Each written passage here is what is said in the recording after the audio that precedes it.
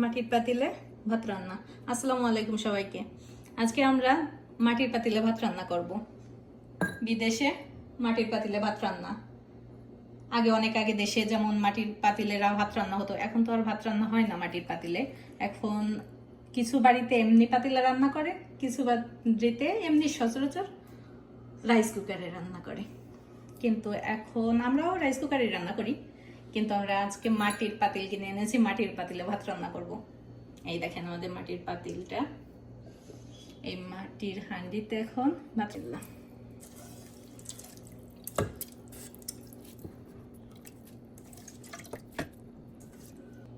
চাউলটা দিয়ে শেষ, এখন পানি দিয়ে দেবো।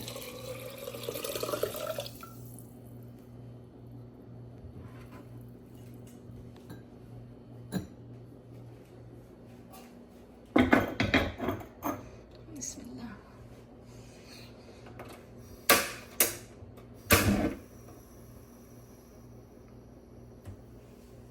ভিডিওতে তেমন কোনো ব্যাপার না, আসলে মাটির পাতিলে রান্না করতেছি, এই কারণেই শুধু আপনাদের দেখালাম। এই দেখেন আজকে আমরা কি কিনে এনেছি। এটা কার এলাকায় কি বলে জানি না, আমাদের এলাকায় কি বলে এটাকে? ডাবলি বলে। জাবরি সিম। সিদ্ধ করে খাওয়া বলে আনছো? যাই হোক, সিদ্ধ করে খাওয়া বলে আনছো। আচ্ছা, আজকে আমরা এটাও সিদ্ধ করব। তাহলে কেমন বলেন তো? মাটির পাতিলে ভাত রান্না করা, সিম সিদ্ধ, একেবারে গ্রামের মতো। দেখেন আমাদের ভাতে জাল উঠে গেছে।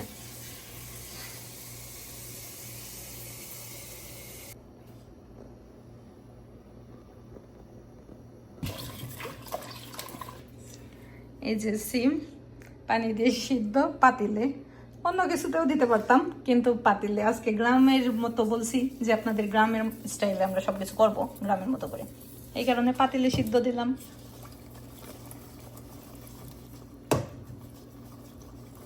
এবার বলো, কত বছর পর খাচ্ছ তুমি? বললে তখন বিদেশ আসার পরে প্রথম, অর্থাৎ অলরেডি 17 প্লাস 18 চলে, 18 বছর। আল্লাহ, এত বছর পর তাহলে খাচ্ছ আজকে? খাচ্ছি, খাবো। যাক, এটা ঢাকনাটা কেমন করে ভাতের? ঢাকনাটা ও না এটা জানো না তো, গ্রাম অঞ্চলে গেছো কোনোদিন? আমি পাই গ্রামের মানুষ। এই তো, কিন্তু এটাতে কি করবো? ওইভাবে তো ঢাকনা দেওয়ার দরকার নেই। মার উঠাবো ভাতের? চুলায় পাকালে ভাতের মার ফেলায় না।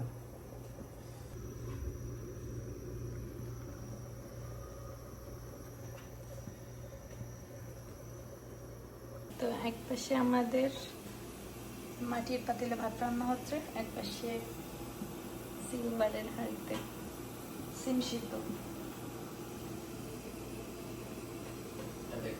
এই যে আমরা আবার চিকেন ফ্রাই করব।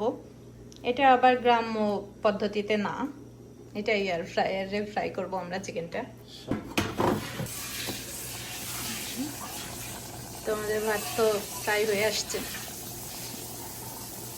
জানি না কেমন লাগবে মাটির পাতিলে, দেখি কেমন লাগে। জি দেখেন, অবশেষে আমাদের ভাত রান্না শেষ। মাশাআল্লাহ, অনেক সুন্দরই তো হয়েছে। আর এদিকে সিম সিদ্ধও শেষ। এই যে আমাদের সিম সিদ্ধও শেষ।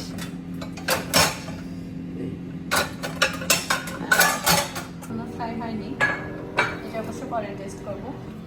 এখন সিম সিদ্ধ হয়ে গেছে, সিমটাকে দেবো। যাই হোক, যারা এত সময় কষ্ট করে ভিডিওটা দেখলেন সবাইকে অনেক ধন্যবাদ। সবাই ভালো থাকবেন। আজকের মতো ভিডিওটা এই পর্যন্তই। আল্লাহ হাফেজ।